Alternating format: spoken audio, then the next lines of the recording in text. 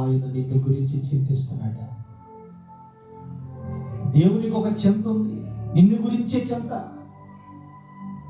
నీ గురించే ఆలోచన, నీ గురించే ధ్యాస, నీ గురించే ఊసు, నీ గురించే తలంపులన్నీ నీ గురించి ఆలోచిస్తాడు ఆయన.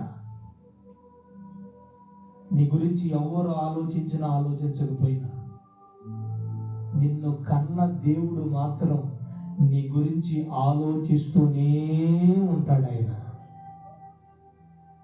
నువ్వు రక్షణ పొంది అగ్నిగుండం తప్పించబడేంత వరకు నీ గురించి చింతిస్తానే ఉంటాడు.